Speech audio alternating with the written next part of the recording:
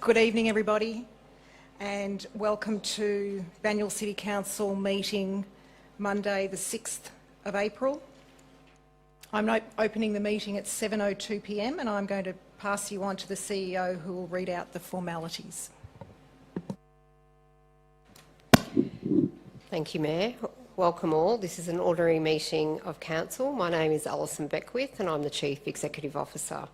Before we start tonight, there are some housekeeping items that I need to run through. The Victorian Government has declared a state of emergency across the entire state in response to the COVID-19. Council is prioritising the health, safety and wellbeing of our staff and residents in all our decisions regarding the management of our services. Council has taken the following steps to ensure compliance with the government's new COVID-19 Stage 3 rules of gatherings. Members of the public must not attend the meeting tonight. There have been no provisions made to accommodate members of the public. We are keeping the meeting open and accessible online. The council meeting will be live streamed via our website and Facebook pages so that residents do not have to attend to participate in the meeting. The live stream will allow you to tune in at any time and re-watch any part of the public meeting at your convenience wherever you have internet access. As you will be able to see, we have spaced out our seating arrangements tonight to a minimum of at least 1.5 metres apart. Council's request to speak process has also been amended, requiring those who requested to speak at this evening's meeting to submit their statements to be read out on their behalf at tonight's meeting. Therefore, statements will be read out prior to each item before it is considered. The public health recommendations are that meetings of more than 2 hours increase the risk of transmission of the virus. Therefore, public questions will no longer be read at the conclusion of the meeting to help reduce the duration of these meetings. Public questions and the corresponding answers to those will be included in the minutes. We thank you for tuning in tonight and for adapting to these rapidly changing times. We are continuing to monitor announcements and warnings for the health and safety of all of our community. In regards to public petition guidelines, rules for public participation during the request to speak process is that no question statement may be derogatory, defamatory or directed to an individual, councillor, member of staff, ratepayer or member of the public.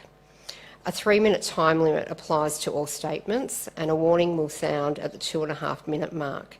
And if required, the statement will be summed up in the last 30 seconds. Any comments or private messages directed to us while we stream tonight will not be presented to council or have a bearing on the conduct of tonight's meeting. So to introduce you all to who's present tonight, from your right, we have Mark Giglio, Director of Corporate Services, Councillor Tom Malikan, Councillor Peter Castaldo, Councillor Craig Langdon, the Mayor, Alison Champion, Councillor Mark Di Pasquale, Deputy Mayor Rick Gorotti, Councillor Wayne Phillips, Scott Walker, Director of City Development, and behind me is Gina Burden, Governance and Communications Manager, and Vivian Filano, Governance Coordinator. We also have in the room tonight Luca Verducci, who's our Senior Digital Communications Officer. Thank you, Mayor.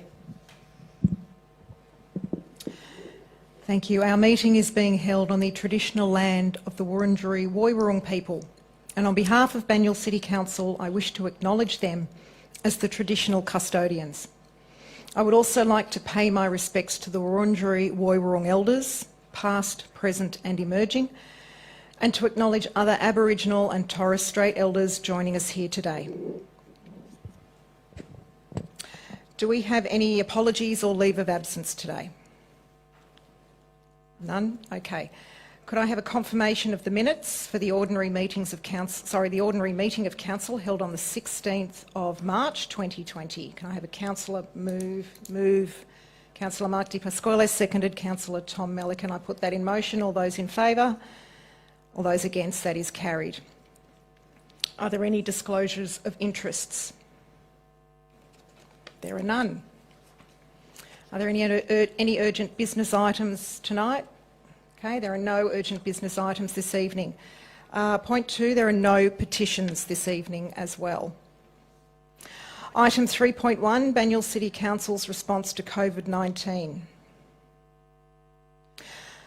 On any topic, we limit speakers to 3 people for and 3 people against. There are currently 4 submitters here that are listed to speak in favour of the item. As we have met our limit, the speakers will be capped to the first 3 submissions received for this item. There are 2 speakers against this item. Statements have been provided by each submitter and now will be read by our CEO, Alison Beckwith, and Director of City Development, Scott Walker, alternatively. First speaker, Mr. Brian Grace, for. Thank you. Mr. Brian Grace from Greensborough.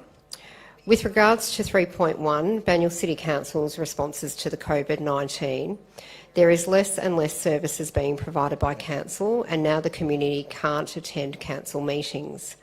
As a concerned resident, I believe the Council should fall in line with all other government levels and suspend all rates to residents for the year 2020. This type of relief would come as a great financial benefit to Banyule residents who are finding this current world crisis quite overwhelming. We live in a time and place where our community needs real leaders. To vote for this, we look for your leadership, and it will show the community as a whole we are more than just voters in local elections. Speaker number 2, Mr. David Mulholland, for the item. Thanks, Mayor. Yes, reading this statement out on behalf of David Mulholland of Heidelberg Heights. Bragg exhorts Banyule City Council to show strong and effective community leadership at local community level to provide an example for other local government councils to emulate. Bragg advocates the following actions to be urgently implemented by Banyule Council. 1. Immediately suspend council rates for 2020. Bragg will also call on the Premier and Minister for Local Government to direct all Victorian councils to suspend council rates for 2020. 2. Councils to forego any allowances and non-essential council-related travel until the end of 2020. 3. No salary increases for councillors for the next 3 years. 4. All current and future projects to be terminated pending an immediate critical review to determine if any projects are adjudged essential for the community and relates to the delivery of essential or local government mandated services. PEP projects planned to win votes to be immediately cancelled. 5. Council to rescind agreements to receive any state government grants not yet received. Council to request the Victorian State Government to redirect the refused grants to a pooled COVID-19 emergency fund. 6. All council staff and employees to be ordered to take their entire accrued leave and stay at home. Rostering will be necessary to ensure continuation of minimum essential services. 7. CEO, senior staff and managers to incur a 15% pay cut until end 2021. 8. Council to urgently resolve to redirect the climate emergency funding budget to COVID-19 emergency funding to support the Banyule community during the pandemic crisis and its flow-on impacts. 9. Top-up funding, circa $17 million, that may be required for council employees' defined benefit superannuation to be realised from cost savings. Example, wages freeze for all council employees for the next 3 years and the sale of council assets. Top-up funds not to be raised through imposing any special levy tax or derived from future general rate increases.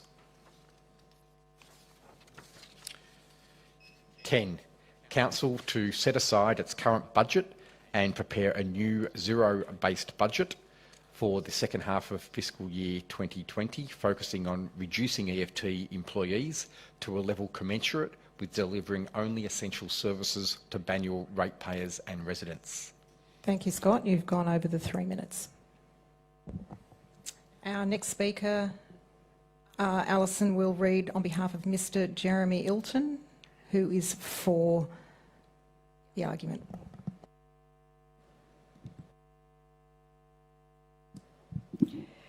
This statement's on behalf of Jeremy Ilton from Ivanhoe East. My name is Jeremy Ilton. I'm a member of the East Ivanhoe Traders Committee, and for the purposes of my address, also represent all small business owners in the Banyule area. I speak for council support for local small business insofar as significantly more work and support needs to be done. The amount of soft touch action contained in the proposal to support the local economy amounts to more hugging than financial assistance. All businesses are primarily concerned with the bottom line because that is how they can determine an ability to survive.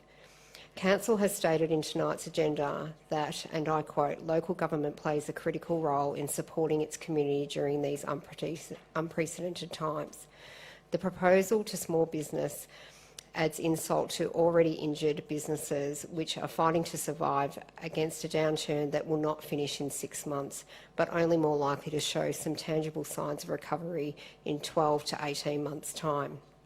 Council should be mindful that in not providing substantial, effective financial support delivered in an efficient manner will only impact their long-term ability to better serve the businesses and other communities of Banyule in the future. If businesses go bust, tenancy falls and landlords are not able to re-let the buildings, Council will not benefit from the downturn in rates. If Melbourne and Darebin City Council can each invest $10 million in their small businesses and in each providing a financial package to their businesses as well as opportunity to develop skills, then Banyule should at least be able to deliver the same package. I will say on that point that many incentives must be direct to the business and others may provide incentives to keep businesses utilising other local businesses in the Banyule area.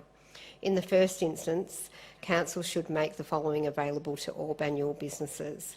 In order to assist local traders, Council needs to fully understand all assistance packages that are available from the federal and state governments for business and consider gaps that Council can fill. Prior to this, Council can issue a bulletin to all businesses clearly showing what assistance is available to them from both federal and state governments. Council should also assist traders who do not rent council-owned properties with advice relating to difficult landlords who fail to negotiate fairly with rent reduction or waivers. Just as businesses owe a duty of care to their customers and staff, so too does Council owe the duty of care to the public who uses these spaces. Increased cleansing of high touch points is now essential at local shopping centres. This recommends sanitising includes, but not limited to, street furniture, pedestrian crossing buttons, regular collection from rubbish bins, extra cleaning of public toilets and traffic signal buttons. Thank you, Alison. You've reached your 3 minutes. Against, we have Mr. Kevin Biagini, read out by Scott Walker. On behalf of Kevin Biagini Ivanhoe, our PM and Premier lead during the COVID-19 disaster. We need Banyule to lead as Darebin does. Cleansing and disinfecting of street furniture, litter bins and traffic light buttons is needed. Show the emergency action plan. Council defers the budget for a month, citing changes and saying the finances are strong.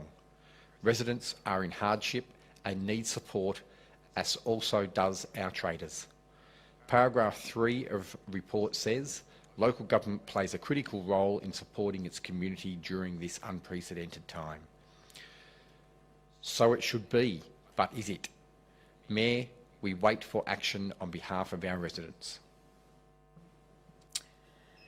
Thank you, Scott. And our second speaker against the item, Mr. Kevin Hill, read out by Alison Beckwith. Thank you. Statement read out for Kevin Hill, Ivanhoe.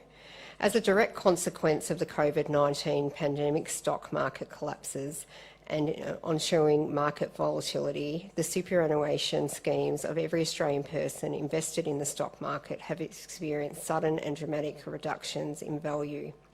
At the last ordinary meeting of Council, the issue of local government employees' defined benefit superannuation fund deficiencies was raised by Council. Council declared that it was legally responsible to contribute circa $17 million top-up funding to the superannuation scheme, being Council's nominal share of the consequential deficiency of the superannuation fund investment portfolio. It is increasingly reassuring that the Commonwealth and state governments have quickly reacted to the economic crisis now embroiling the country. We should all be thankful that the wise heads assembled by Scott Morrison-led Commonwealth Government to form the National Cabinet in this moment of national emergency has a clear understanding of priorities, health and economy. I am disappointed with my council for its slowness to react to the COVID-19 crisis. To date, councillors have not demonstrated strong leadership required to protect their vulnerable constituents as the pandemic became increasingly likely. The citizens of Banyule need their council focused attention and the matter of the circa $17 million deficiency in the defined benefit superannuation scheme of a few privileged local government employees is surely not their prime concern now.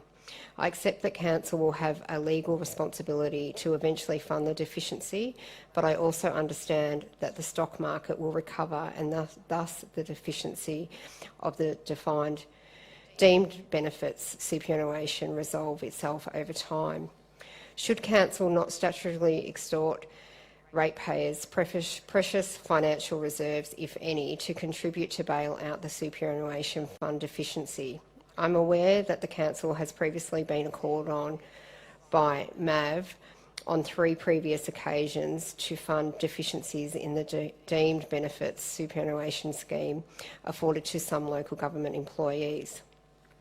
Based on these previous experiences, I am amazed and deeply disappointed that Council, including some very long-serving councillors, has not seen it as financially prudent to provision for future losses by setting aside a special reserve for such purpose. This reserve could be wisely invested in assets immune from the type of value destruction that is now occurring. So much for Council's much vaunted risk and audit oversight. Instead, councillors decided to become property developers and use ratepayers' fund to speculate in this high-risk commercial sector without the necessary skills or experience. Thank you, Alison. Your 3 minutes is up. There is an alternate recommendation to the papers. Could I have a councillor read that out, please? Yeah, thank you, Mayor. I'm happy to read out an alternative recommendation. It's quite lengthy, so please do bear with me. So point 1, the Council notes the national COVID-19 emergency is ever-changing and requires Council to make urgent decisions as new stages are introduced. Council will endeavour to provide public notice in advance where possible. Notes the operational and financial impacts of the COVID-19 emergency are significant and that Council officers are closely monitoring high-risk areas and providing continuous reporting to Council to inform sound decision-making in the best interests of the community. 3.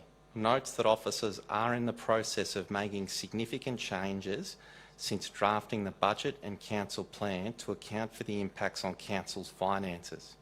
In this context, Council A. postpones adopting the proposed budget 2020-21 and Council Plan 2017 to 2020 Year 4 for public exhibition, and B. sets a special meeting of Council for Monday the 4th of May 2020 to adopt the proposed budget 2021, 2020/21 and Council Plan 2017-2020 for public exhibition. 4. Council implements changes to its meetings to provide for the safety and well-being of our staff and members of the public and to ensure compliance with the government's emergency stage 3 restrictions. including live stream all open council meetings during the emergency period so that members of the public can engage in the meetings without having to physically attend, temporary changes to the request to speak and public question procedures to remove the need for members of the public to attend meetings in person, to assist in reducing the duration of council meetings, preferably to a maximum of 2 hours, including reducing speaking times for councillors and the public. 4C, actively encourage members of the public to stay at home and view the meetings via live stream. 5, notes the comprehensive 5-point plan that Council has to deal with the unprecedented social and economic challenges that the COVID-19 emergency is creating for our community. The plan involves protecting staff health and wellbeing, minimising council service disruption, maintaining financial sustainability, supporting the local community and supporting the local economy. And full details on our plan are covered in the officer's report. 6, recognises that through prudent financial management over many years, Council will provide strong financial and economic assistance to our community during this emergency. Council will not cut back on any of our services or infrastructure to the community. There may be some rebalancing of priorities to ensure we are putting the immediate needs of our community first. 7 recognises that wherever possible, Council will redeploy staff who have been prevented from undertaking their regular duties into other service areas, i.e. customer service. 8, as part of the 5-point plan, Council implements a comprehensive economic support package for ratepayers, businesses and the local community. The economic support package is based on the following principles. 1, providing strong, targeted and immediate support to ratepayers, residents and businesses that are most impacted. 2, supporting the broader local community. 3, maintaining our key services and infrastructure delivery to the community. 4, ensuring we are well positioned to support our state and federal governments through the recovery phase of this crisis. And 5, maintaining the long-term financial sustainability of the Council. The economic support package is set out as follows. Support for ratepayers. A, defer rates for ratepayers experiencing financial hardship. The deferral will take into account the individual needs of ratepayers and could apply for a period of up to 15 months, i.e. from the final quarter of the 2019-20 financial year to the 4th quarter of the next financial year. Officers will develop clear criteria for ratepayer financial hardship, amend Council's financial hardship policy and communicate these to the community by the week ending Friday the 10th of April 2020. There will be no interest charged for the period of the deferral. B, as we assist those in the community in greatest need, investigate the opportunity to provide financial support, including cash rebates to Banyule ratepayers, with the amount and breakdown to be determined. A follow-up report on this opportunity and how it may be delivered is to be provided to the Council as soon as practical. C, extend animal registration renewal dates from the 10th of April to the 10th of June 2020 and delegate to officers to decide on any further deferrals or concessions in response to COVID-19 hardship for animal registration fees. Support for local businesses. Refund street trader permit fees paid in advance for the April to June 2020 period to those traders directly affected by Stage 3 restrictions. Waive street trading permits for those traders directly affected by Stage 3 restrictions for the entire 2020-21 financial year. Provide rent relief for the 2019-20 last quarter and the 2020-21 first quarter for eligible tenants in council-owned buildings impacted by Stage 3 restrictions. Waive Health Act registration fees for those traders directly affected by Stage 3 restrictions for the 2020-21 financial year, provide additional funding for the special rates and charges scheme by paying the business contribution for the 2019-20 last quarter and the 2020-21 first and second quarters. And a key requirement will be for the trader associations to deliver a Shop Local campaign. Immediately introduce 5 business day payment terms for all suppliers to the Banyule City Council until at least the 31st of December 2020. Investigate the opportunity to provide further community-driven assistance to our local businesses to support them in the recovery phase of the emergency as restrictions on social distancing begin to be removed. Provide an additional grant program to assist businesses moving online to sell products online and receive payments, open businesses to new markets, increase brand awareness through digital marketing, website design and development.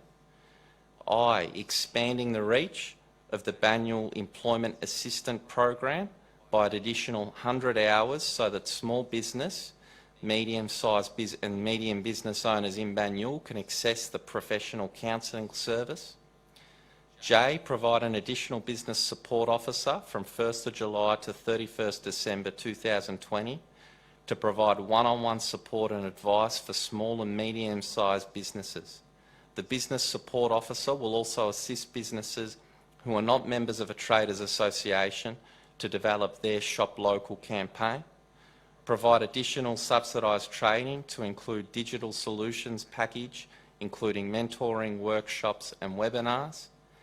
And Al, consider opportunities to fast-track shovel-ready local infrastructure projects that will stimulate local construction activity, particularly where funding support is available from the state and federal governments. And the final element of the package, support for community groups.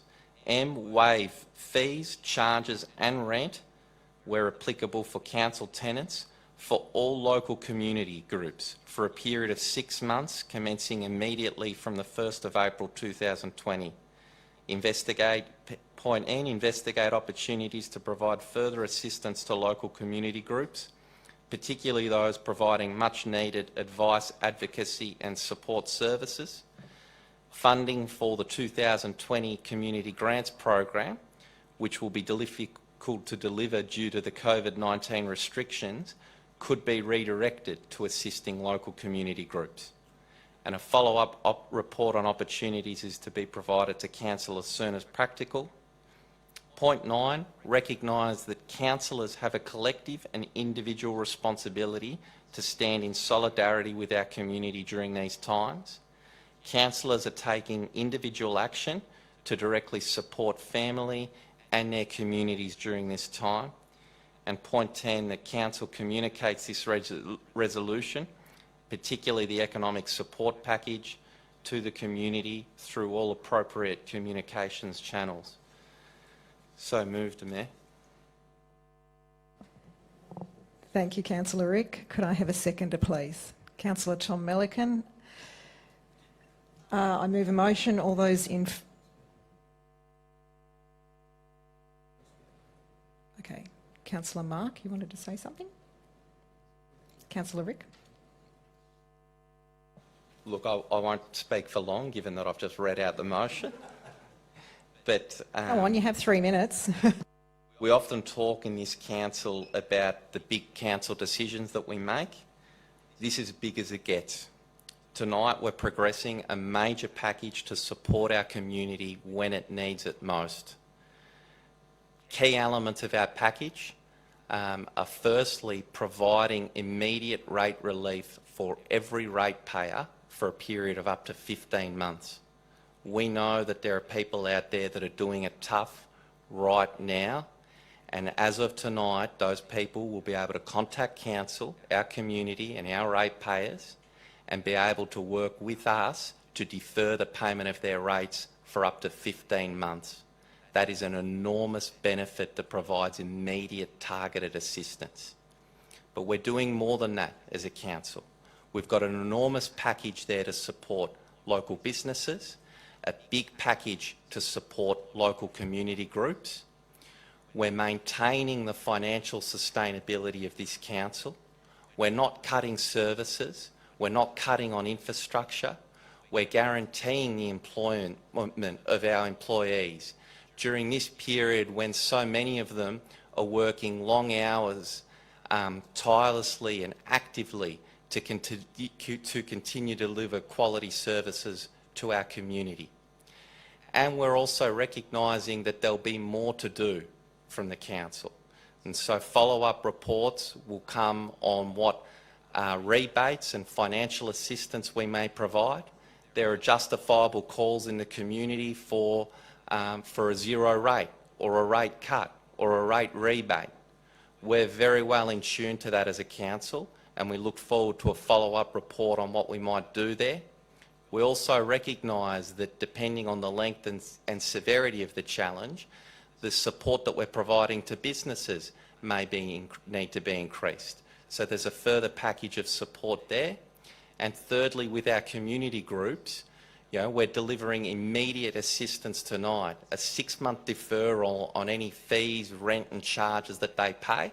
But once again, we know our community groups are doing so much work at the moment, so much work supporting our vulnerable residents in the community, and they may need greater assistance. I just want to take the opportunity to thank the CEO for the tremendous leadership that she and her team have been delivering through this crisis. We're on top of the immediate health issues. Tonight we take action on the economic and social elements. And I also want to thank the Mayor and councillors for the enormous work that we did together over the last week to come up with this package. I think we're really well focused on as a council working together to deliver for our community when it needs it most. Thank you, Mayor.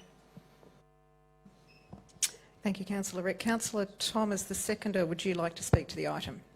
I'll just say a few words. Yes, the world has changed in the last month, and we need now to change our priorities. We need to look after people in this very troubling time. Many people are hurting a lot out there. And when we framed our first budget, it was based around the old way we used to frame our budgets. And that has changed, and I don't think it'll get back to where it was. I think the way we frame our budgets will change in the future. And what was a priority a month ago is no longer a priority. And we're being called by many people to do all sorts of things.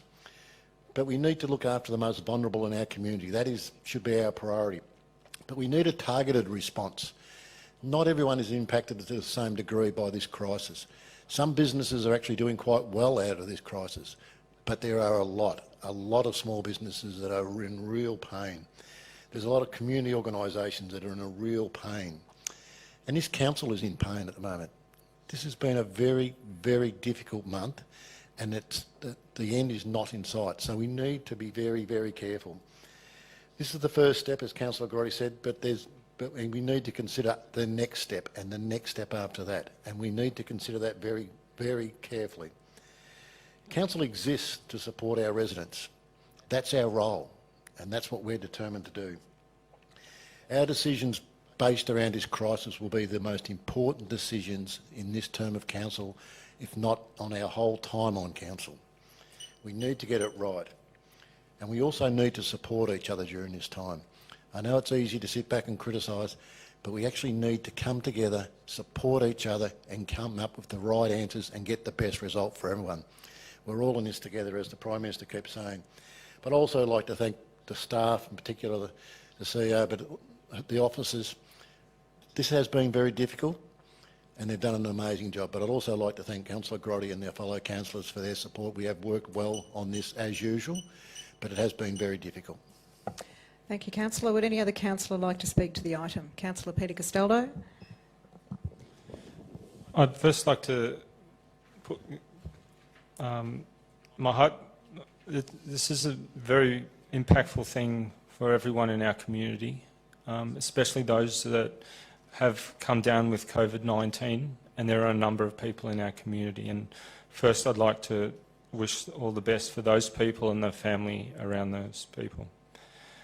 Secondly, we've had a tremendous amount of work being done by our officers here, our senior management team, our CEO, our economic development team, and all the staff that just keep rolling things forward. I keep getting phone calls from staff that are continuing to deliver in services that we've always delivered in, but also extend those services and redirect help to where it really is needed at this point in time. This has been a difficult time for everyone, and I thank Councillor Rick Garotti for his leadership in working on this package, bringing us as a group of councillors together on this, and everyone else's support on council. It's just been fantastic. I'd also like to acknowledge all of the people in the community that have been reaching out to us, both some of the traders. I've been working with multiple traders and taking everything I can from them and speaking with officers. Our economic development team that brought them together early and worked hard with them to help deliver a very good set of first steps in the right direction. I'd like to thank our residents that have sent messages of support or advice or reaching out for jobs. People don't want the economy to be shut down. We've got to keep going. We've got to keep momentum in also the in economic development and construction. I've had a number of residents contact us and myself about this. We can't just shut everything down. We've got to keep the economy going through this difficult time, but being considerate that we've got to be safe as well. So I'd like to thank all that's played a role in this. This is a very important, the most important agenda item and budget discussion we've ever had on this council, or at least I've had. So please do continue sending in messages to us. It's all considered, and over the coming month and months and year, I'm sure we're going to continue to provide very important support to those that most need and to the broader community, and take advice and learn from all the other councils around us. City of Melbourne and Darebin took a lead, but we've included a lot of the things that they've started with and built on that as a council, and I think we're a very good, supportive council, and please do continue to work with us in the most constructive, non-political way possible. Thank you. Thank you, Councillor. Would any other councillor like to speak to the item? Councillor Mark Di Pasquale. Thank you, Mayor. Yes, just a couple of comments just to thank my fellow councillors. We've been working really hard together on this to come up with this response to COVID-19 package. Mayor, it's a little bit difficult to accept that, we've got families, in Banyule, Melbourne, Australia, etc., that are going through the health issues with regards to COVID-19, not only that, the psychological issues with regards to distancing, etc., etc. Families aren't allowed to see families. And yet we still get a little bit of a whack, Mayor, with regards to the speakers here this evening saying, or who submitted, instead of waiting until the package came out, they could have looked at it, ingested it, understood what it meant, understood the financial impacts that it will have for the community, and then had, a bit of a whack at things that are incomplete. Very, very confident, and thank you, Council, for putting this together. It is very extensive, very complete. It does cover everything from business owners to businesses, rents, rates. And then it also leads into stimulus. As our Prime Minister says, that this is going to be a 6-month time frame of restrictions, etc., that we've got to just grind through. We've got to get through our winter first, and then we need stimulus on the other side of this. We all need to look after each other. We need to look after our mental health, most importantly. We need to make sure everyone is okay. Because, this is going to be a long time that we're actually going to be going through the stimulus coming out of this on the other side, Mayor. So I just want to let the community know that this council is unanimous in this decision tonight. We're behind all the businesses. We're behind all the residents. We're going to do our best. We are not going to be profiting at all in this situation. We're going to be giving back at every opportunity. No one's going to be profiting in this next 6, 12, 18, 24 months. So I think everyone needs to be on the same page with regards to that. We all need to be supporting each other and making sure that we're healthy, and then on the other side there is enough stimulus to get the businesses back on track and all our families back on track. Thank you, Mayor. Thank you, Councillor. Did any other councillor want to speak to the item? Councillor Craig Langdon. Thank you, Mayor. I know Councillor Garotti has been acknowledged and all the other councillors have been. Sitting back and watching the emails fly about suggestions on paragraph this, paragraph that, it takes a long time, a lot of patience to get everyone's thoughts down on one resolution when you're not in person. So I'd like to thank Councillor Garotti for actually chairing that from a distance and across the emails. I'd also like to acknowledge the CEO and the executive management team for all their work. I know, for example, and we've all been watching and listening to the Prime Minister, it was a daily change of what we were doing, and it made it very difficult for us to know exactly what we're doing from one day to another. It takes time to work out a package. Council's not like state or federal government. We have to have time to work out what we're doing, and we don't meet all the time. We can't decide things by regulations. This is the first opportunity we had. And again, to follow Councillor Di Pasquale's comment, to having been whacked for not having done this first, straight off, is a bit, it's just, they don't understand how council works, clearly. My main focus on this is there has to be stimulus program by state and federal governments. Council has to be ready to do partnership. I know one of the directors who's not here tonight, Jeff Glynn, is working on all the packages that we could possibly fund, that if there's any money coming our way. That's the most important aspect of the recovery. I know shopping centres and individuals, some are booming, some are not, but everyone's trying to work together. The cafe I go to, you only take takeaway. I've gone there several times just to keep him going, for example. I'm sure we're all doing that. We're all shopping more locally now than ever before. We must continue that. Thank you, Councillor.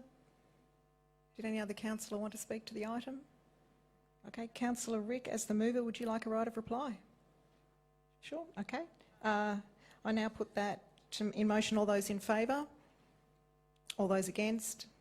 That is carried.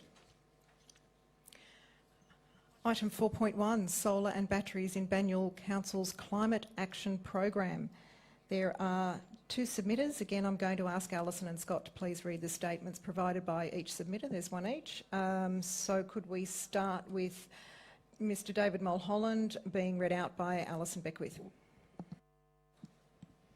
Thanks, Mayor. This statement's being read on behalf of David Mulholland from Heidelberg Heights. Bragg believes this solar panel and batteries project should now be regarded as non-essential works, and the available funding should be immediately transferred to funding to assist ratepayers and traders. Bragg policy, as outlined in our letter to Council on coronavirus funding, is that Council is urgently resolved to redirect the climate emergency funding budget to the COVID-19 emergency funding to support the Banyule community during the pandemic crisis and its flow-on impacts. Council has allocated $5 million to the Climate Action Package over a 3-year period from 2019 to 2021. $1.95 million of this allocation has been earmarked for solar across council-owned buildings and facilities. This should be immediately reallocated to coronavirus funding. The argument Council is using in this report is that funding will assist COVID-19 by stimulating the economy is a disgrace. While residents and ratepayers are worried about surviving the health crisis and finding enough money to make ends meet, Council is wasting money on this project. Council considers the climate emergency on the same level as the COVID emergency. One emergency should take priority over the other. How many people are going to be employed? If we are all at home, when are we going to see the benefit? Wouldn't we be better off supplying this money for masks, ventilators for health workers, or increased cleaning for local touchpoints? Imagine if this was spent to a local caterer to make meals for local elderly residents at this time. Either of these ideas would boost the local economy too and actually help with the current COVID crisis. Council has electricity from the grid. The essential need is met. Council should put this program on the shelf and focus on the essential needs of its ratepayers in this COVID crisis. Thank you. Thank you, Alison. And the second submitter against the item will be read out by Scott Walker for Mr Douglas Munro. Thanks, Mayor. Yeah, this is a statement on behalf of Doug Munro from Viewbank. I suggest that as a guide to decision making, all solar panel installations on council buildings, existing, planned and possible, be assessed and ranked by benefit cost. The benefit could be kilowatt hours per annum, and the cost, the capital plus maintenance and operation. I would expect some differences, perhaps substantial. No indication is given of the estimated solar energy output by installation or council's corporate energy use to provide context. I suggest that maintenance and security, possible even panel theft, be considered for installations on accessible buildings such as sporting pavilions. Council should have some installations on larger facilities as an example of commitment, with the balance of energy needs sourced from approved renewable energy sources. Thank you, Scott. There is an alternate recommendation to this item. If I could have Councillor read out the alternate recommendation. Councillor Peter Castaldo, thank you. Item Part C of 1 has been adjusted to consider adding battery storage to solar systems for buildings where strong financial business cases exist, or for other important non-environmental outcomes such as energy reliability for relief centres.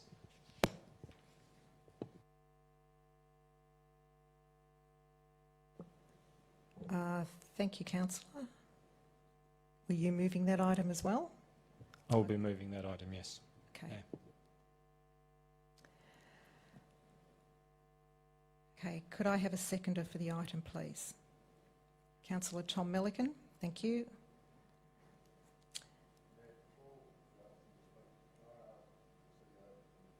Of course you may, yes. Question to the CEO. One of the speakers commented on the money should be directed to masks and ventilators and what have you.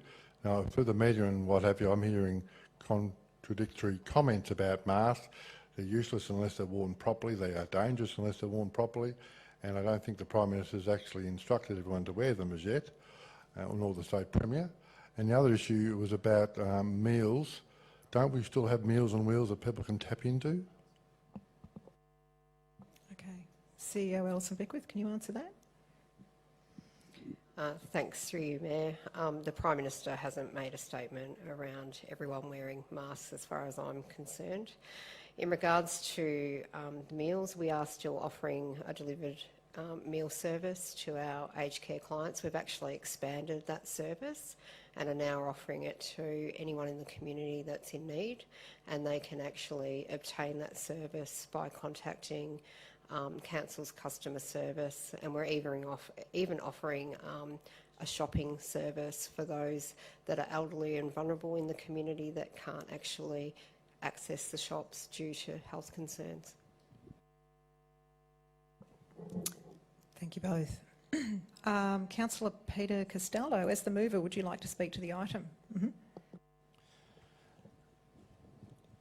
This is another important item. This is almost one of the very few things Council does that actually generates revenue and return for our community.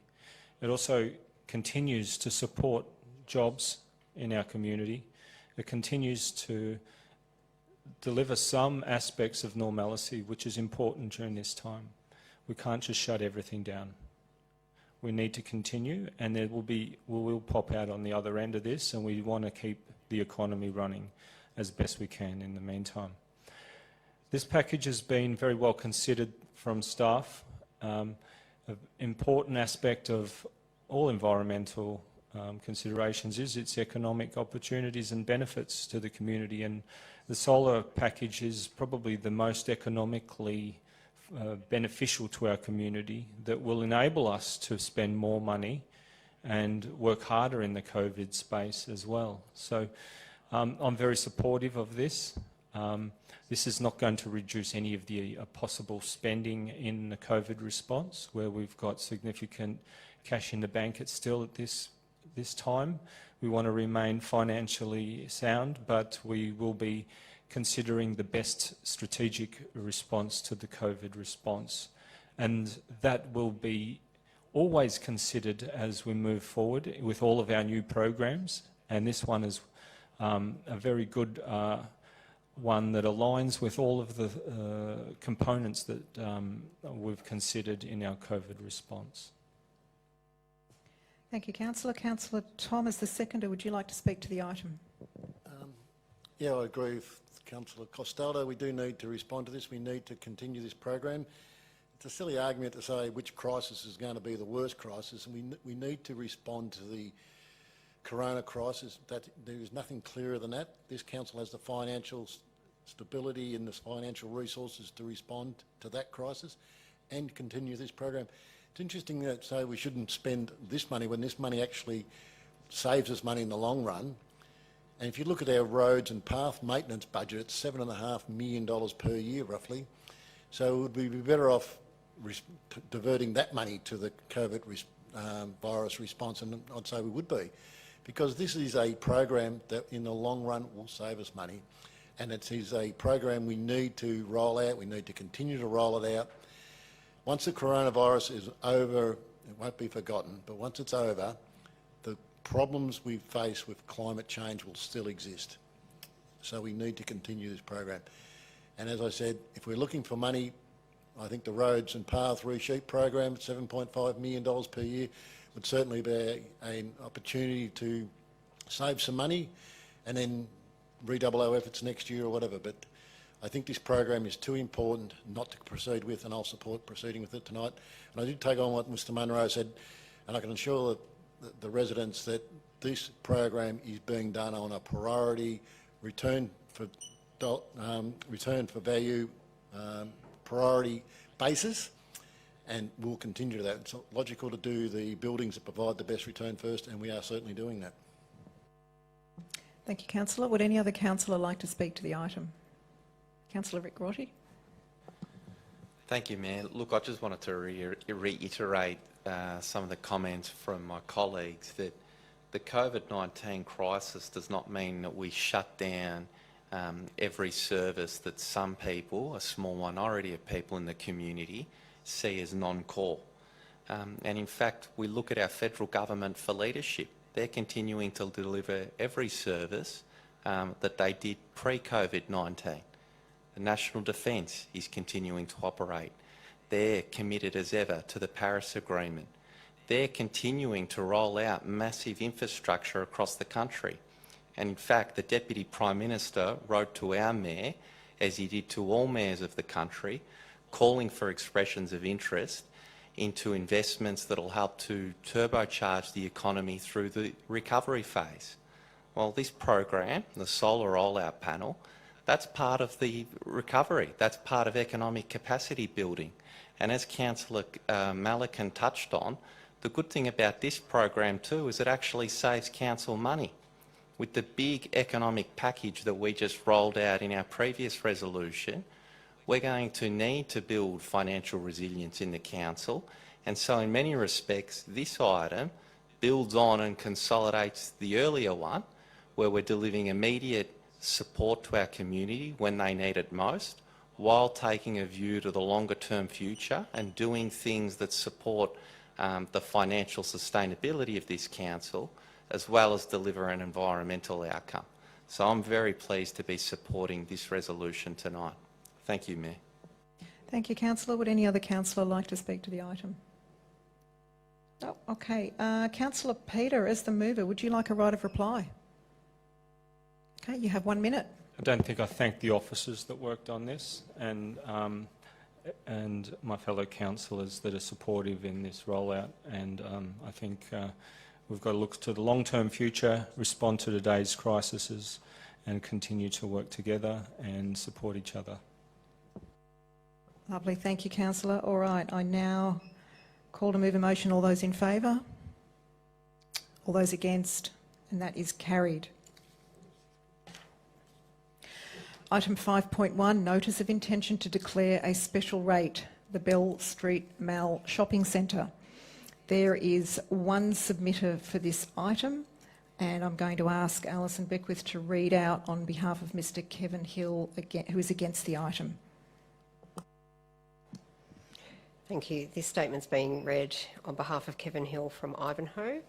At this economically challenging moment, I fully support the principle of economic assistance to all small businesses that have demonstrated financial viability or the very likely prospect of financial viability over the medium term. However, I am arguing against the resolution item 5.1 for the following reasons. Council's proposal is deficient in providing the emergency assistance that the small retail businesses at the Bell Street Mall require to financially survive the next 3 to 12 months. Even before the economic collapse started in early March 2020, at least some of the mall businesses will have been financially suspect and unlikely to have been deemed ongoing concerned. To impose a special levy on these businesses at this time will have the probable effect of hastening their financial demise. I agree that Council should assist the economic development of the Bell Street Mall traders, but the proposal embodied in item 5.1 is insufficient and spread over a five-year period. I advocate that Council should go hard and fast to save the traders. A bolder and much more expansive financial rescue package and assistance is required than that proposed.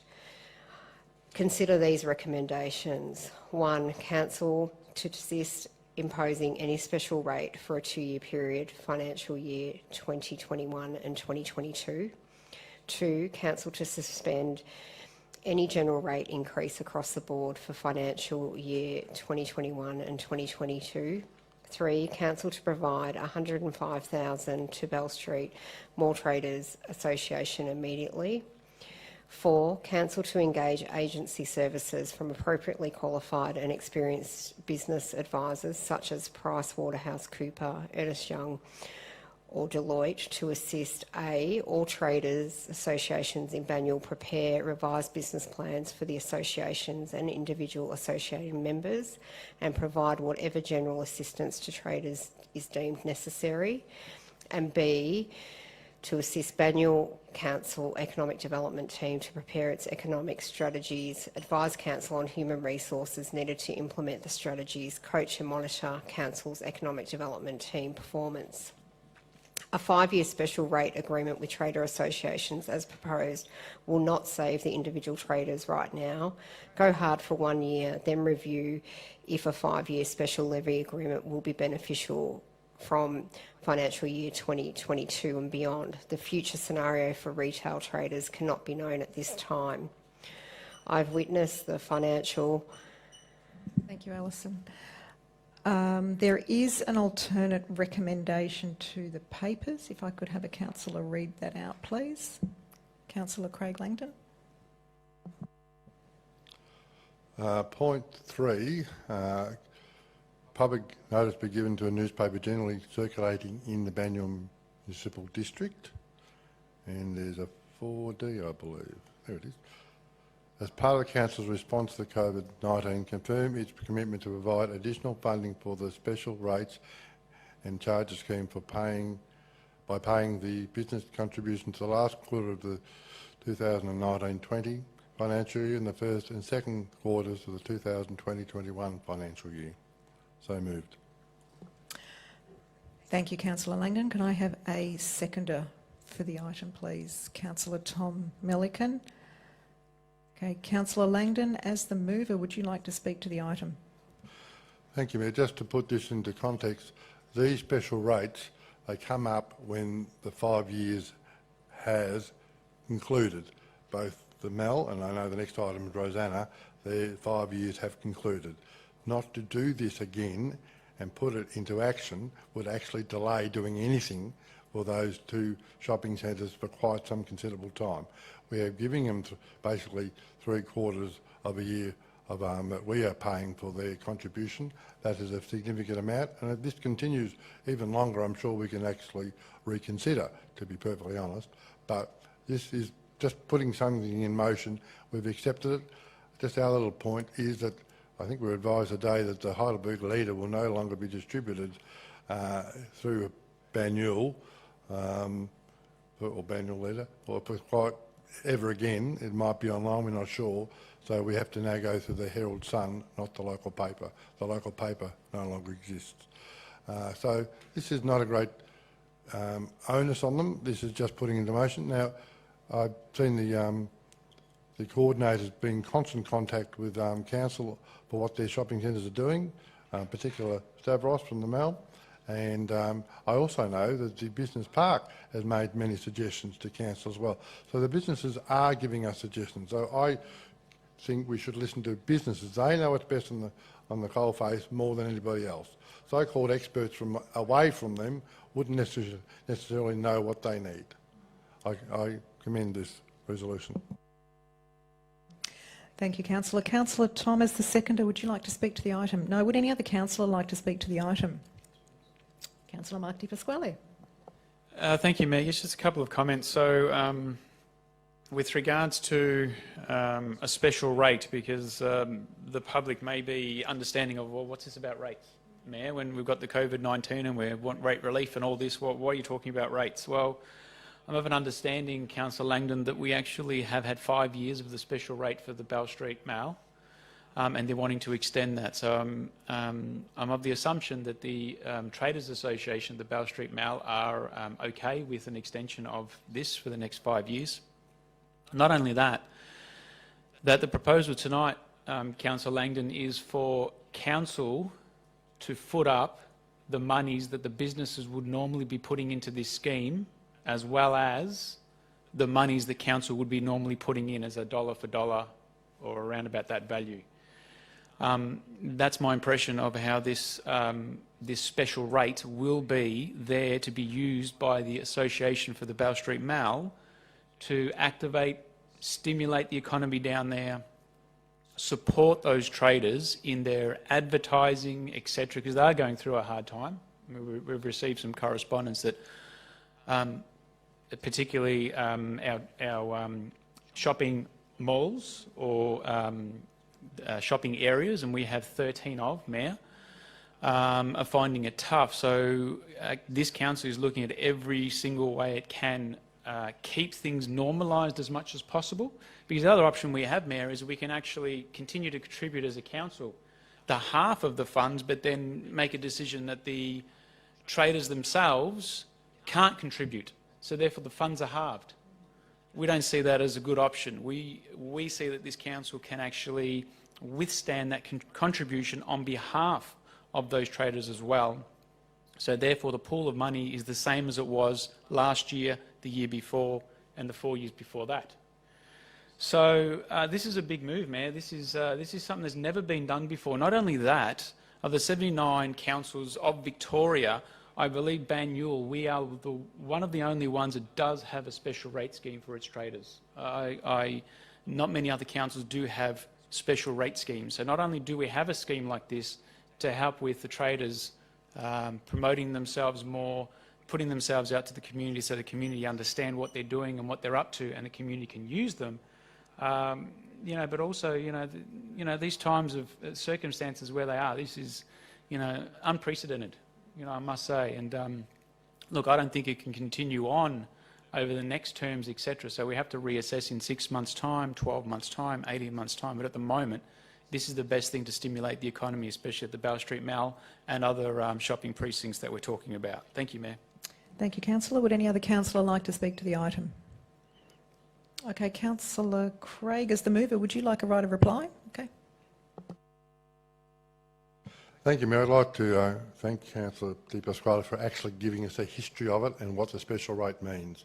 We took it for granted that everyone knows. If I remember correctly, the Mall Traders might have been the first scheme introduced in the city of Banyule many, many years ago now. the director doesn't even know. I think I've been around long enough to know it has been. I think it's led by the Mal. And Councillor Di Piccolo is correct in saying not many councils have this. We're unique, and our shopping centres have really been appreciative of our work to support them in this way. Again, the opening paragraph of the original resolution was it was requested by the Mal to do it. So now they're getting a bonus. They'll get 3/4 of basically funding by both council for their contribution and our own.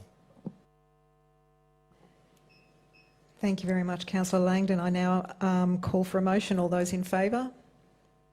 All those against? That is carried. Item 5.2, Notice of Intention to Declare a Special Charge Rosanna Village Shopping Centre. There is one submitter for this item. Scott Walker will read out the submission on behalf of Ms Amelia Williams, who is against it. Thanks, Mayor. Yeah, on behalf of Amelia Williams from Rosanna. Good evening. My name is Amelia Williams and I'm from Rosanna. During the coronavirus crisis, I've ensured I do all of my shopping local to support our local businesses in Rosanna and Heidelberg. We all know retailers are being hit hard by the COVID-19 crisis restrictions and their revenues have significantly dropped. I am truly concerned about their survival and believe that Banyule Council has an important role to assist these small businesses and their livelihoods. However, rates are still being levied as usual. Could the council stop charging these businesses rates until the end of the coronavirus crisis? I think the council should act immediately on this. We should also be encouraging as many people to support our local businesses, particularly now. They create a vibrancy in the community, the character and somewhere we can all meet post the COVID-19. Without them, we might as well go shopping to just another big corporate supermarket. Yet Rosanna shoppers are being charged to park at certain paid parking areas at Rosanna shops. We are lucky now that with people working from home, there is more free parking, but when normal life resumes, this problem will return. This council should be planning to introduce more free parking at Rosanna shops to ensure that these shops boom once this health crisis ends. We need more free parking. Not everyone can ride their bikes to Rosanna and then home again. Council needs to start listening to traders and the community in the area, otherwise these shops will disappear forever. Thank you very much, Scott. There is an alternate recommendation to the papers. If I could have a councillor read that out, please. Councillor Tom. Council give notice to giving a newspaper generally circulated in the Banyule Municipal District, and also the same alternate recommendation as the previous motion. As part of the Council's response to COVID-19, confirm its commitment to provide additional funding for the Special Rates and Charges Scheme by paying the business contributions for the last quarter of 2019-2020 financial year and the first and second quarter for the 2020-2021 financial year. I so move. Thank you, Councillor. Can I please have a seconder, Councillor Craig Langdon? Councillor Tom, as the mover, would you like to speak to the item? I will say a few words. Yeah, as Councillor Di Pasquale said, we're the only council in the state that provides this. And I believe there's a council in Western Australia that has a similar scheme, but not as generous as ours. And I know there was a council in Queensland that tried to get a scheme off the ground. I don't think they were successful. So these schemes have been instrumental in driving a culture of cooperation at our local shopping centres. And they need them more than ever now. I spent Friday afternoon at McLeod and Rosanna shops, and it was quite confronting to see the lack of people in the area, the concern of the many businesses, and their appreciation of the Traders Association coordinator, which these schemes pay for, in providing information, assistance, and practical ways to bring their businesses online, to get them to change to a delivery service, to provide signs that alerted them to the requirements of the federal government's restrictions. And in a time when these traders were in a real, their business lives, their personal lives were upended, and a lot were in a great deal of personal distress. The the Traders Association coordinators who were able to talk to them calmly, suggest ideas, give them practical help, and that's what these schemes do. And I think for those reasons we need to pass this, and this council needs to commit to fully funding them so that that assistance can continue. And I know, Rosanna, there's a streetscape upgrade there, and I've agonised over the last few weeks whether we should proceed with that or not. And after speaking many of the traders down there, they're saying, well, we should proceed with it while it's quiet. So then once the virus is gone, Rosanna will be a much more attractive centre and will draw people back in. Big concern I have is that if the federal government or the state government changes the restrictions and tradies aren't able to work, but that's a risk we need to take, I think, because we need to get Rosanna looking as good as possible for the recovery. And I understand this call for let's get rid of rates. Well, the issue is that most of the traders are tenants and therefore don't pay the rates. If we stop the rates, will the landlords pass that on to the tenant? And if the tenants can't pay the rates, the landlords can't pay the rent, and the landlords won't be able to pay the rates. So it's a very complex issue. But if we to say, OK, all traders don't have to pay the rates anymore, Woolworths are doing quite well at this time. Would we not charge Woolworths rates? I think that would be a bit foolish. Some of the bigger businesses are actually doing quite well at the moment. So we need to really target our response. And after spending the... and as for the parking issues, well, we do need to increase the access to Rosanna, but at those spots the lady talked about, they were commuter parking. It was converted to 15 minutes free. So the traders supported that because it meant there was turnover. It meant that people could get in, park for 15 minutes and go without paying a fee. So it wasn't about making money, it was about increasing turnover, and that's what we need at this stage. So I know it's easy to whinge about parking. It is a massive issue, but I think at this time we need to make sure that the traders are protected, and it's very good to see residents supporting our local traders, and this council has a plan of what we can do to encourage even more of that. So happy to support this tonight. Thanks very much, Councillor. Councillor Langdon is the seconder. Would you like to speak to the item? Would any other councillor like to speak to the item? Councillor Mark? Thank you, Mayor. Yes, I just do want to remind the community if there are issues with regards to fees, parking, whatever it is, anywhere throughout the municipality, please do pick up the phone and call us, email us. I mean, this is the first thing I've really heard with regards to there being parking issues or paid parking issues at in the Rosanna area. I was unaware of it, Mayor, and I think it would be helpful for us as the councillors to be able to be notified of this, and I can go down and give Councillor Melican a call and say, Councillor, what's the story here with regards to the paid parking? Let's go down for a bit of a wander down the street there and have a bit of a look into it. So a lot of the comments sometimes put us on the fly a little bit, Mayor, and the community hear things like that, so therefore they get a little bit of a bad impression about what we're aiming and trying to do. I do tell the community now that all paid parking and everything is, it has to change. We've been in discussions for the last few years when we sort of went through a program of implementing some paid parking for commuters, etc., Mayor, but they all have to change. And we've already been having these discussions about the revenue and how that's being changed already. So by all means, these types of situations will change. So keep in contact with us. Please call us, send us emails so that we can become fully aware of what's actually going on out there a little bit more. Secondly, too, Mayor, just very quickly, the Rosanna Shopping Centre does need as much help as it possibly can. The level crossing removal down there was a project that needed to happen. It did impact a lot of businesses there. Let's not forget over just our summer, Mayor, we had the bushfires raging and there was so much angst with regards to spending, etc. Spending went down over our summer period because there were other things going on and a lot of other stresses that were going on. Now we hit the coronavirus and we're now looking at what impacts the streetscape upgrade we'll be making on the community down there. So these are very delicate things that have all sort of coincided one after another. So we need to be supporting that area. With regards to the rates, Councillor Melican is very right. Councillor, you've gone over your 3 minutes. I didn't see that, Mayor, that the 3 minutes had actually been started. So I was just speaking until I'd actually finished my point. All right. My final point, Mayor, not to take up any more time, Councillor Melican is exactly right. The rates are paid by a landlord renters of these facilities need to be in discussion with their landlords.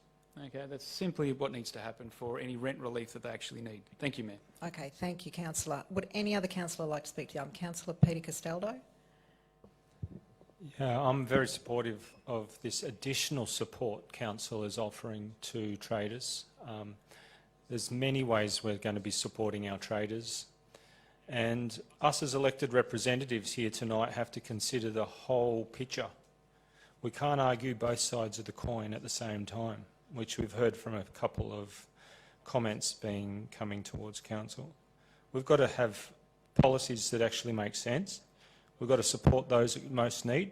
If we saw one of the first principle was to support those that most need, and those running shops, retail, restaurants are really suffering at this point, and that's why we as a council have identified them as one of the core at most need groups, and we've increased funding into that area straight away.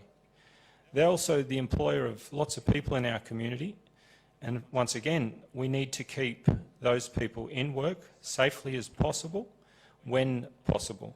So I'm absolutely behind this support, and I look forward to continuing our support for this one category that does need council to get behind them and support them through this time, whether it be 3, 6, 12, 2 years.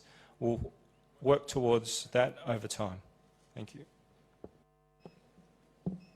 Thank you, councillor. Would any other councillor like to speak to the item? Councillor Tom Melican is the mover. Would you like a right of reply? Okay, I call for a motion. All those in favour? All those against? That is carried. Item 6.1, Advisory Committee's report. There is one submitter for this item. Against the item is Mr Kevin Biagini, and Alison Beckwith will read out the submission. This is being read on behalf of Kevin Biagini from Ivanhoe. Federal Religious Demonstration Bill accepts that Australia is an inclusive society, but also that our society in Banyule does not need to have a council call for a report. Why focus on this federal issue when the COVID crisis continues? Prioritise the need of the sick, elderly, needy, health workers and those struggling. Inclusiveness, ? Yes, but do our children at a young age need to have a drag queen story time elected for them at the Banyule Arty Farty Festival? Parents should have a say in this. Do councillors favour adult entertainers to perform for children at council festivals?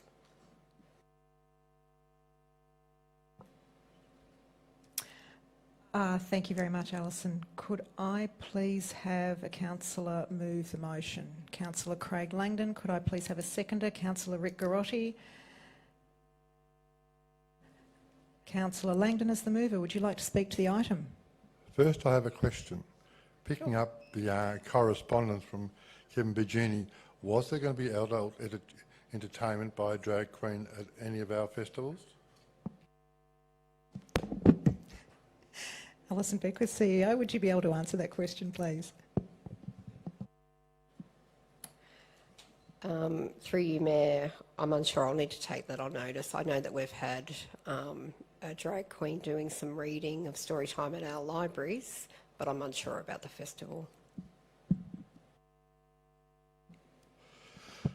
Thank you. I am more than pleased to move this, the acceptance of these committees. I've been looking at the report. I chaired 5 of the committees and attended the other 2, so I attended all 7 of them. I've been a busy boy. I note all these meetings were held in February before the coronavirus actually broke out. So to comment or criticise any of these resolutions from these committees that were done before the coronavirus was actually even known, in China it was known, it was a bit, again, critical when it didn't have to be. I'm also concerned, it talks about the Religious Discrimination Bill. If you look at the report, it was raised by the Banyule Disability Inclusion Advisory Committee. It was also raised by the Multicultural Committee. and it was raised by the LGBTIQ committee as well. To just focus on the LGBTIQ committee, I actually will almost accuse the speaker, the correspondent, of being homophobic. And that I cannot accept in this council. I don't think that should have been read out. Personally, it is a homophobic statement and it should have been ignored. Thank you, Councillor. Councillor Rick, as the seconder, would you like to speak to the item? All right. Would any other councillor like to speak to the item? Councillor Peter Castaldo. There is a multitude of different segments to our community. We have a diverse community. We need to support that diversity. And you don't need to participate with every group if you don't like it. But we need to give the opportunity for our broad community to participate and be included. There's been a number of comments from our community that I find offensive, definitely, and misleading, but you've got the opportunity to do that, and that's something we have to accept. But on this side, we've got to try and give everyone opportunity, even if we disagree with you. So that is why I feel that we're doing everything the best we can, allowing all views to be considered and being as inclusive as possible. Thank you, Councillor. Would any other councillor like to speak to the item? Okay, Councillor Langdon as the mover, would you like a right of reply? All right. I now call for a motion. All those in favour and against? That is carried. Item 7.1, Monash 2020-077, provision of line marking and pavement services contract. There are no submitters to this item. Could I please have a mover? Councillor Rick Garotti, can I please have a seconder? Councillor Craig Langdon. Councillor Rick as the mover, would you like to speak to the item? Look, very briefly to note that the preferred tenderer scored highest across the financial and non-financial criteria. What's pleasing to note is that this is yet another example of a shared procurement process that this council's undertaken with other councils. I believe 6 other councils were involved in this process. And a final element worth calling out is that there is a strong weighting and criteria toward jobs and local job creation, and a focus on that local job creation for people with disabilities and from disadvantaged backgrounds in our community. So with this procurement, we'll be doing our bit, as well as delivering a critical service to support jobs and local employment in our community. So very pleased to be recommending this to the council for adoption. Thank you, Councillor. Councillor Langdon as the seconder, would you like to comment? Okay, would any other councillor like to speak to the item?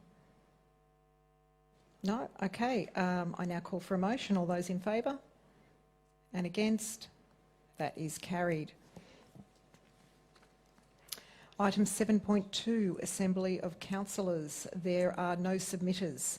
Could I please ask for a councillor to move a motion? Councillor Peter Castaldo, could I please have a seconder?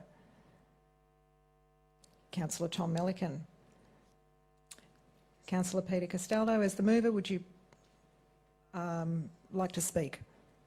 No. Councillor Melican, as the seconder, would you like to speak to the item? Would any other councillor like to speak to the item? Councillor Rick Garotti.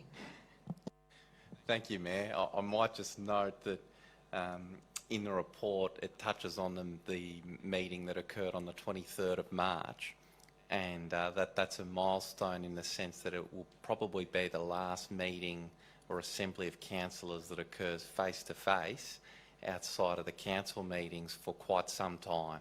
So subsequent to that meeting now, the councillor group with our officers is now meeting via video conferencing. So yeah, we're not seeing as much of each other in person, but obviously dealing with the business of councils through other means. Thank you, Councillor. Would any other councillor like to speak to the item? Councillor Peter Castaldo. Look, I've got a question. When we're no longer meeting in person, which we do on a regular occurrence, will this be noted in this agenda item moving forward? Because I've noticed that it hasn't been included this time. CEO Alison Beckwith, would you please answer that? Yeah, it will be noted. The agenda papers were actually written before our last briefing, so that is why. So that'll be picked up in the next Assembly of Councillors report. Okay, thank you. I am calling for a motion. All those in favour?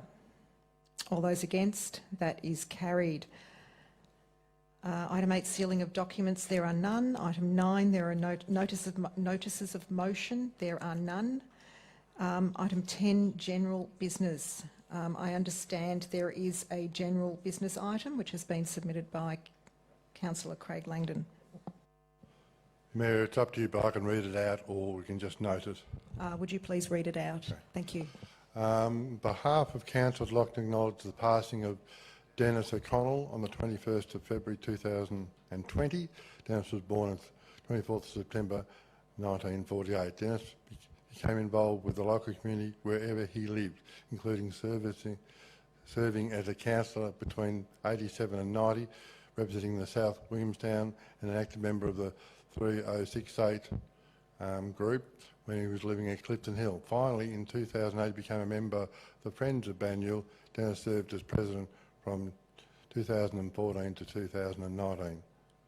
Dennis was a frequent attendee of council and spoke with sincerity and knowledge on matters he chose to contribute to. He also had 38 letters published in The Age. He was very proud of that.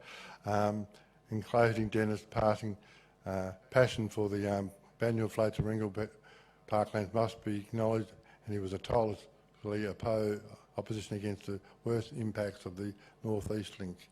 Councillor Mullican and I attended the funeral. On behalf of Councillor Monique, Councillor Costello's partner, also attended. Condolences to his wife Tony, daughters Alison, Anita and the entire family. Thank you very much for that recognition, Councillor Langdon. There's another one. Oh, there's a little bit more. Would you like to finish reading? There's another general business item. Okay. On the way here tonight, driving past the mosque, I thought I'd better acknowledge this as well. I'd like, on behalf of the City of Banyule, like to acknowledge the difficulties of all our residents and dealing with COVID-19 outbreak, the isolation that has occurred and the financial strain it is putting on everyone. In particular, I'd like to acknowledge those of the Christian faith that would have been attending church services over Easter, and those of the Muslim faith who are about to go into the holy month of Ramadan and would be attending mosque. It's a difficult time, and not being able to attend religious services is an additional strain. Thank you very much for that recognition, Councillor Langdon. The meeting will now be closed to everyone. Can I please have a councillor move a motion that the council meeting is now closed? Councillor Peter Castaldo, Councillor Tom Mullican seconding the motion. All those in favour? Against? That is carried.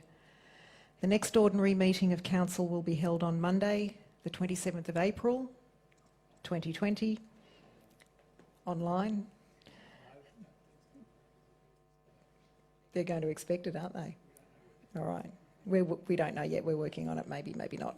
I now close the meeting to members of the public and us at 8:30 p.m.